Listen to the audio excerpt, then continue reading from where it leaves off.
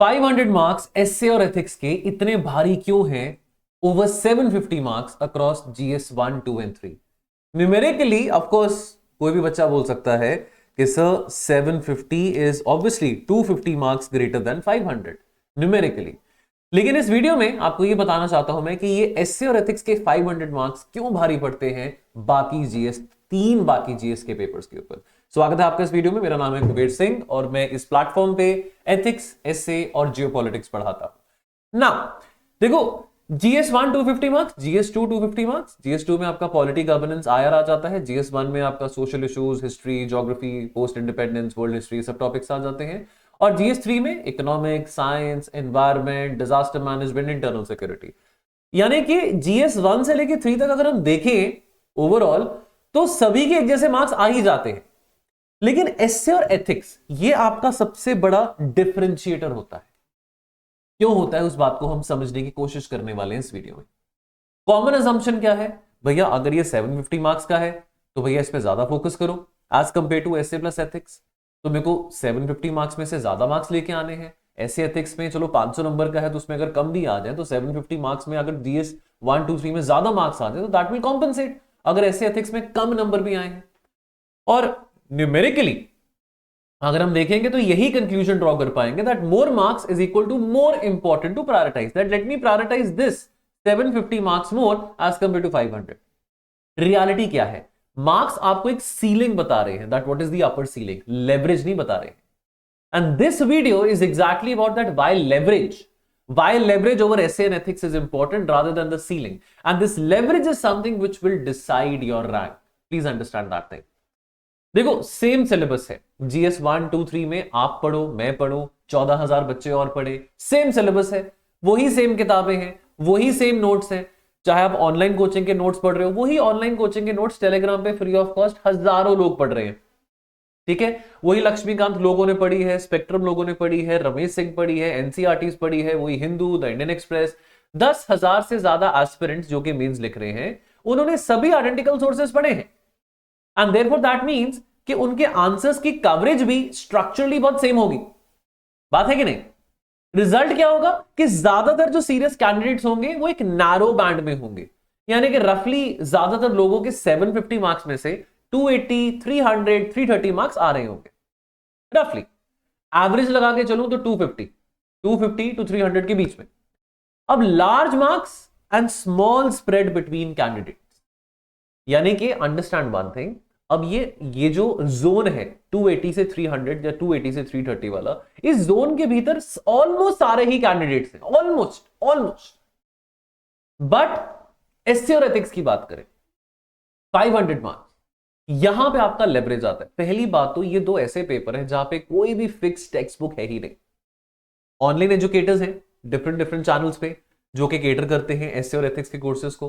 कोई किताब नहीं है, हाँ लेक्सिकन की बुक आती है एथिक्स की, उसके अलावा आप कोई और बुक अपनी तरफ से क्रिएट करके अमेजॉन पे, फ्लिपकार्ट पे ऑर्डर करके पढ़ना चाहो तो पढ़ सकते हो। लेकिन टेक्निकली बुक एक आती है जो कि स्टैंडर्ड बुक इतने सालों से, पिछले 12-13 सालों से पढ़ते आ रहे हैं, लेक्सिकन की बुक। अब बात को समझो, एसेस की बात आती है तो आपने जो एसे लिखा और जो मैंने एसे लिखा वो आइडेंटिकल तो नहीं होगा। लेकिन मान लो कि आपको क्वेश्चन आया पॉलिटी गवर्नेंस का, या मान लो आपको जीएस 3 में क्वेश्चन आया पब्लिक डिस्ट्रीब्यूशन सिस्टम से रिलेटेड, उसमें हो सकता है कि आपके और मेरे आंसर में थोड़ा सा आइडेंटिकल नेचर हो, यानी कि वही 4-5 पॉइंट जो आपने लिखे हैं, किसी कमेटी के बारे लिखा है, कोई रिफॉर्म के बारे लिखा है, हो सकता है कि वो 4-5 बातें मैंने भी लिखी हो। यानी कि probability of having identical answers वो जीएस 1 2 3 में ज्यादा है, लेकिन एसए और एथिक्स में आइडेंटिकल आंसर्स की प्रोबेबिलिटी कम है। केस स्टडीज है, अब केस स्टडी के जो आंसर्स हैं, आपका कुछ और हो सकता है, मेरा कुछ और हो सकता है, किसी और का कुछ और हो सकता है। यानी कि ना तो दो एसेज आइडेंटिकल होंगे और ना ही दो केस स्टडीज आइडेंटिकल होंगी। बात समझो, जीएस 1 2 एंड 3 के पेपर्स में आपके आंसर्स आइडेंटिकल होने की प्रोबेबिलिटी ज्यादा है। अब बात समझो, अब रिजल्ट का कैसे वेरिएंस आता है। एसए और एथिक्स कंबाइंड में मान लो आपके 250 आउट ऑफ 500 आते हैं, लेट्स से 120 आपके एसए में आए हैं, 130 आपके एथिक्स में आए हैं, या मान लो कि आपके 250 या 260 आते हैं और मेरे 320 आते हैं आउट ऑफ 500। मान लो एसए और एथिक्स कंबाइंड में मेरे 320 आउट ऑफ 500 आते हैं, 320 out of 500। No please understand one thing, ये कंप्लीटली पॉसिबल है। दिस इज कंप्लीटली पॉसिबल अगर ये चीज हो रही है कि आपके एसए और एथिक्स में कंबाइंड 60 नंबर का वेरिएंस है, 60 नंबर का वेरिएंस है, लेकिन आपके जो जीएस के स्कोर्स हैं, जो आपके जीएस के स्कोर्स हैं वो 280 से लेके 300 से लेके 320 आउट ऑफ 750 के जोन में है। Now understand one thing, 60 marks और 70 मार्क्स और 50 मार्क्स का वेरिएशन एसए और एथिक्स में is leaps and bounds, because हर किसी के, देखो ये तो हर किसी का आइडेंटिकल जोन आ रहा है, लेकिन ये जो एसए और एथिक्स का जोन है ना, ये 260 से 320 वाला, ये हर किसी का नहीं होगा। जिसका होगा उसके पास लेवरेज होगा। मेंस में ना एक बात आपको जो शायद कोई भी नहीं बता पा रहा, वो आपको मैं बता देता हूं एक ही लाइन में, it is all about leverage. Do you think it is about more marks? Well, everybody out there is about to get marks. किसी के 10 में से 5 आएंगे, किसी के 10 में से 4 आएंगे, किसी के 10 में से 8 आएंगे। बट अंडरस्टैंड वन थिंग, आपको लेवरेज कहां मिल रहा है? Because this is an examination जहां पे आप सिर्फ पास या फेल नहीं हो रहे हो, यहां पे आपको रैंक लेके आना है। सिर्फ सिलेक्शन नहीं करना, रैंक लेके आना है। सिलेक्शन तो आपका 700 रैंक पे भी हो जाएगा, सिलेक्शन तो आपका 600 पे भी हो जाएगा, लेकिन आपने एक रैंक लेके आना है कि ओके मैं आईएएस बनना चाहता हूं, मैं आईएफएस में जाना चाहती हूं, मैं आईपीएस में जाना चाहती हूं, ये जाना चाहता हूं, मेरे को टॉप 200 में आना है, टॉप 300 में आना है, टॉप 100 में आना है, व्हाटएवर। तो लेवरेज कहां से मिलेगा? अब ये जो 60 मार्क्स का स्विंग है एस और एथिक्स में, ये बहुत बड़ा स्विंग है भैया। This is a very big swing than the gap between a top 100 rank and missing the list. Let us say कि आप वो 14,000 13,000 बच्चों में थे जिन्होंने मेंस का पेपर दिया, लेकिन टॉप 100 रैंक में आपका नाम नहीं आया, आपका लिस्ट में भी नाम नहीं आया, लेकिन जो डिफरेंस था ना आपका, जो एक्चुअल में डिफरेंस था आपके स्कोर में और टॉपर के स्कोर में, वो अराउंड अबाउट 60 to 70 मार्क्स का था। लेकिन उस 60-70 मार्क्स के चक्कर में आप लिस्ट में आए ही नहीं, बाहर हो गए। तो ये बहुत बड़ा वेरिएंस होता है, प्लीज बात को समझो। एसए और एथिक्स, अब यहां पे साइकोलॉजिकल ट्रैप क्या है? एसए और एथिक्स की बात करें तो हमको ये बहुत, just a second, I think somebody was remembering me because I had to pause the video because I had a sneeze. Essay और एथिक्स हमको बहुत लेस अर्जेंट लगता है। हमको लगता है कि यार ये सिलेबस शेप तो है नहीं, ऊपर से किताबी बातें हैं, बस बातें ही करके आनी है, बस कुछ भी लिख दो। जीएस पढ़ा है, जीएस 1 2 3 पढ़ा है तो कोई बात नहीं, बहुत कंटेंट होगा। एसए और एथिक्स में ऐसा नहीं होता। जो स्कोर करते हैं ना एसए और एथिक्स में, वो तुक्के से नहीं करते हैं, फ्लूक से नहीं करते हैं, वो प्रिपेयर करके जाते हैं, उनकी प्रॉपर प्रिपरेशन होती है। I can tell you many students जो कि 30 to 35 एसेज लिख के जाते हैं before the end of writing their essay का पेपर। और ऐसे भी बहुत सारे बच्चे हैं जो कि 10th और 12th के बाद उन्होंने कभी लाइफ में एसे लिखा ही नहीं होता है, उनको लगता है कि एसे तो यार हमने स्कूल में लिखे थे, अब लिख ही लेंगे, कोई दिक्कत वाली बात नहीं है। एथिक्स का सिलेबस लोगों को नहीं पता होता भाई, let me tell you, by God essay का सिलेबस लोगों को नहीं पता होता, लेकिन फिर भी वो एथिक्स का पेपर देने जाते हैं और मार्क्स आ जाते हैं। हाँ यार 90 आ गए थे पहले मेंस में, अरे दूसरे मेंस तक पहुंचोगे कैसे? दूसरे मेंस तक पहुंचने के लिए जो एंट्री बैरियर है प्रीलिम्स का, वही यूपीएससी ने इतना टफ कर दिया है। तो अगर आपको मौका मिला है मेंस लिखने का, बार बार नहीं मिलेगा, बार बार नहीं मिलेगा। मैं आपको बता सकता हूं, मेरे कुछ स्टूडेंट्स हैं जो भी इंटरव्यू देके आए हैं, जो भी इंटरव्यू देके आए थे पिछले साल 2025 की यूपीएससी में, लेकिन अभी प्री नहीं निकाल पाए, उनको अब 2027 तक वेट करना पड़ेगा। क्या करोगे? मौका मिला है मेंस देने का, तो आप मेंस का मौका प्रस्त बनो ना, अपॉर्चुनिस्टिक बनो। अगर मौका मिला है मेंस लिखने का तो भैया फिर वो बार बार नहीं मिलेगा। और अगर आपने एसए और एथिक्स को लिखा कि भैया ये तो आउट ऑफ सिलेबस है, ये तो लाइक सिलेबस डिजाइन नहीं है इसका, इसकी तो कोई किताब नहीं है, तो यार इसके लिए क्या ही करना। कोई चैप्टर लिस्ट नहीं है, कोई सेंस ऑफ मेजरेबल प्रोग्रेस नहीं है, इसमें कोई लक्ष्मीकांत नहीं है, इसमें कोई स्पेक्ट्रम नहीं है, इसमें कोई रमेश सिंह नहीं है, तो रिजल्ट क्या होगा? एस्पिरेंट्स अनकॉन्शियसली इसको डीप्रायोरिटाइज करते हैं, कॉन्शियसली नहीं, अनकॉन्शियसली। नॉट दैट कि आपको नहीं पता इसके बारे में, ये जो बातें मैं बता रहा हूं, ये जो ज्ञान आपको मैं दे रहा हूं, इसके बारे में आपको भी पता है यार, ऐसा नहीं कि आपको नहीं पता। लेकिन प्रॉब्लम क्या है ना कि हम अनकॉन्शियसली इसको डीप्रायोरिटाइज कर देते हैं कि यार देखेंगे, बाद में देख लेंगे, एसए का पेपर है ना, कोई बात नहीं, बाद में देख लेंगे। किसी कोचिंग अकेडमी का एफएलटी ज्वाइन करके या 2 या 3 एफएलटीज लिख के दे देंगे, कोई दिक्कत वाली बात नहीं है। जबकि ना एक कला है, एक स्किल है, एक आर्ट है एसे राइटिंग का, एथिक्स में आंसर राइटिंग का। ये जो कला है ना, ये जो स्किल सेट है, ये प्रैक्टिस से डेवलप होता है, कोई सर या मैम के नोट्स फॉलो करने से नहीं होता है। हाँ, कोई सर और मैम आपकी इतनी हेल्प कर सकते हैं कि आपको क्रिटिकल एवैल्यूएशन दे सकते हैं, जिसके आधार पे आप अपना आउटकम निकाल पाओगे। Alright, now the asymmetric risk. अब देखो बात को समझो, GS 1 2 3 returns on more hours. For example, आप पढ़ते रहो, जितना मर्जी पढ़ लो। मैं आपको कहता हूं कि आप 3 साल 4 साल जीएस 1 2 3 पढ़ते रहो, इतने रिटर्न्स नहीं है, डिमिनिशिंग रिटर्न्स है। 500 घंटे, 1000 घंटे, 800 घंटे, जितना मर्जी पढ़ लो, इतना आपको मार्क्स में फायदा या जंप नहीं मिलेगा जितना आपको एसए और एथिक्स में मिलेगा।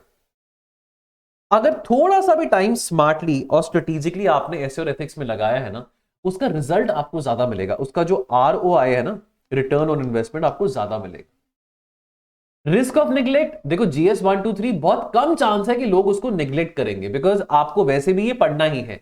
जीएस 123 में ना वो चीजें आती है जो कि आप पढ़ते ही रहते हो, प्री में भी पढ़ते हो, एनवायरमेंट को, साइंस को, डीएम को, डिजास्टर मैनेजमेंट को, पॉलिटी को, आईआर को, हिस्ट्री को, ज्योग्राफी को, ये तो पढ़ते ही, आपने पढ़ते ही रहना है। जीएस4 और एथिक्स ये दो ऐसे पेपर है जिसके लिए आप ना इतना प्री स्पेसिफिक नहीं पढ़ते हो, जिसके लिए आपके पास कोई किताबें भी नहीं है। और अगर रिस्क ऑफ निग्लेक्ट की बात करें, एसए और एथिक्स की सबसे ज्यादा रिस्क है। Very easy to skip, but बहुत महंगा पड़ता है अगर इसको स्किप करें। So the subject which is very easiest to neglect is the subject जहां पे आपको, यहां पे अगर नेग्लेक्ट कर दोगे ना तो आपको कॉस्ट बहुत ज्यादा भारी पड़ेगी। यहां पे आपको एसए और एथिक्स में, मैं आपको बता रहा हूं, कहीं मर्जी से एसए और एथिक्स पढ़ो, ये नहीं कि आपको यहीं से पढ़ना है, कहीं मर्जी से पढ़ो। पूरे इंडिया में बहुत अच्छे एजुकेटर्स हैं जो कि एसए और एथिक्स पढ़ा रहे हैं। लेकिन अंडरस्टैंड वन थिंग, पढ़ो, कहीं से भी पढ़ो, प्लीज पढ़ो। इसको नेग्लेक्ट करोगे ना तो इसको, आपको जिसकी कॉस्ट है ना, जो कीमत है, वो बहुत भारी पड़ने वाली है। Why GS4 is structurally different?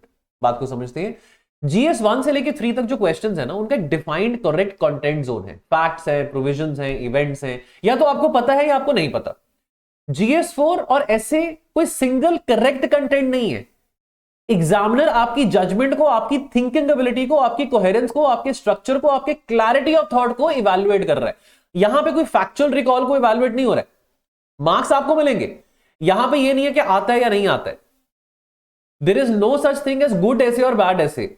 Only thing is that किसी के पास एबिलिटी ज्यादा अच्छी है टू प्रेजेंट हिज और हर आर्ग्यूमेंट, किसी के पास एबिलिटी इतनी अच्छी नहीं है कि वो अपना आर्ग्यूमेंट को रिप्रेजेंट कर सके।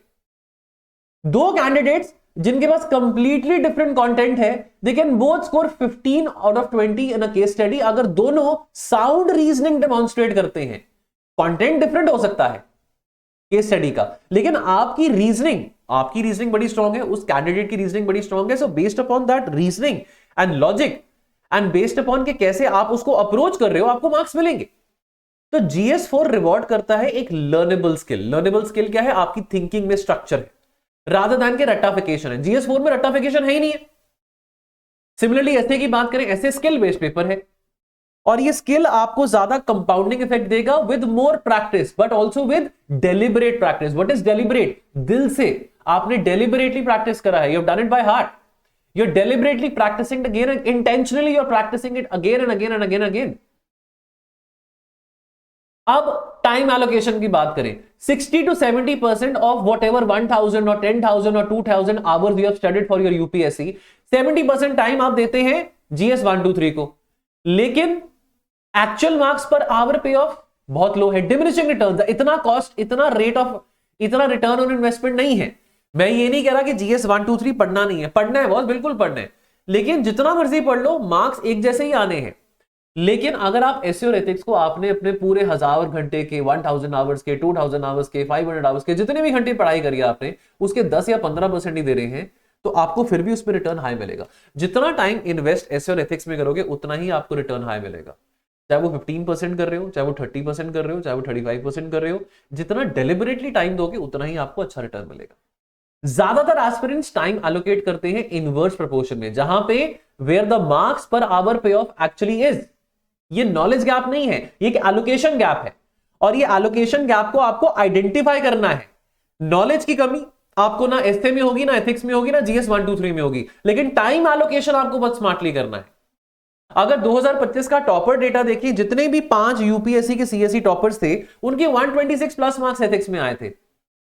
उनका स्ट्रॉन्गेस्ट GS पेपर था। GS3 में यानी कि 90 से लेके 103 के बीच में आए थे। शक्ति दुबे जी की बात करें, ऑल इंडिया रैंक 1 सीएससी 2024 में 100 मार्क्स आए थे एसए में, 141 एथिक्स में आए थे। लेकिन उनका बहुत अनएक्सेप्शनल GS था, बहुत अनएक्सेप्शनल GS था। उनके GS 123 में भी अच्छे मार्क्स आए थे, जो कि बहुत रेयर होता है। एसए में इतने मार्क्स नहीं थे, बट एथिक्स में अच्छे मार्क्स थे, बट GS 123 में भी अच्छे मार्क्स थे। 2022 में the ceiling gap, highest GS3 score 102, all India rank 105 का आया था, 102 स्कोर। हाईएस्ट एसए का स्कोर 149, ऑल इंडिया रैंक 61 का आया था। हाईएस्ट एथिक्स का स्कोर 141, ऑल इंडिया रैंक 2 का आया था। तो ceiling on the essay ethics is definitely 50 marks higher ना देन द जीएस3। आपके जीएस3 में हाईएस्ट मार्क्स 102 आए हैं 2022 में, लेकिन एसए में और एथिक्स में 140 प्लस मार्क्स हाईएस्ट आए हैं। तो डिफरेंस है ना, विजिबल डिफरेंस है, 40 मार्क्स का विजिबल डिफरेंस आपको दिखाई दे रहा है। बात को समझो। और यहां पे इन द वर्ड्स ऑफ सृष्टि देशमुख, जिनका ऑलरेडी रैंक 5 आया था और जो कि सोशियोलॉजी के स्टूडेंट रह चुके हैं शेखर सर के, केस स्टडीज टेस्ट करते हैं आपकी प्रैक्टिकलिटी को, इंटेग्रिटी को, इमोशनल इंटेलिजेंस को। आपकी बुकिश नॉलेज टेस्ट ही नहीं हो रही केस स्टडीज में, तो क्या करोगे, कौन सी किताबें पढ़ोगे? तो understand one thing, GS is where you prove you did the reading everyone else also did. आप जीएस के पेपर्स में ये प्रूव कर रहे हो कि भैया मैंने भी वो पढ़ा है जो तूने पढ़ा है, जो इसने पढ़ा है। एसए और एथिक्स वो चीजें हैं जहां पे आपको ये प्रूव करना है कि आपकी थिंकिंग एबिलिटी क्या है, because thinking ability text book में से कॉपी नहीं की जा सकती है। तो सिंपल एक्शन प्लान बता रहा हूं। नंबर 1, डेली आपने एक केस स्टडी एथिकल डिलेमा को स्टडी करना है, रीड करिए, चैट जीपीटी की हेल्प लीजिए, एआई की हेल्प लीजिए उसका मॉडल आंसर निकालने के लिए। रीड करें, राइट करें, 20 से 25 मिनट का टाइम दीजिए केस स्टडी को पढ़ने में, ब्रेनस्टॉर्मिंग करने में। नंबर 2, वीकली आपने एक एफएलटी लिखना ही लिखना है। आपने एक एफएलटी लिखना है अंडर टाइम्ड कंडीशंस, सिर्फ आउटलाइनिंग नहीं, आपने टाइम कंडीशंस में आपने एक एफएलटी लिखना है। बाय वीकली आपको एक एसए और एथिक्स का आंसर एक्सटर्नली इवैल्यूएट करना है, not from the pair group. And ongoing build a reusable toolkit, a running back of examples, quotations, thinkers जो कि आप इजीली और क्विकली डिप्लॉय कर सकते हैं क्रॉस मल्टीपल क्वेश्चन, चाहे वो एथिक्स के हो या चाहे वो एसए की हम बात करें। So none of this is requiring new content knowledge. Please let me tell you, it is only requiring you to allocate some time, जो कि आप ऑलरेडी स्पेंड कर रहे हैं अपनी प्रिपरेशन में। लेकिन sir 750 is greater than 500, so should GS still matter more to me? Right? Isn't it so? Response, total marks आपको सीलिंग दिखा रहे हैं बॉस, लेवरेज आता है वेरिएंस से। और सब्जेक्ट जहां पे हर कोई सेम स्कोर कर रहा है वहां पे आपको लेवरेज क्या ना, लेवरेज नहीं है, पढ़ना है। मैं नहीं कह रहा कि जीएस 1 2 3 नहीं पढ़ना है, लेकिन लेवरेज नहीं है जीएस 1 2 3 में। लेवरेज कहां पे आपको, लेवरेज एथिक्स में है।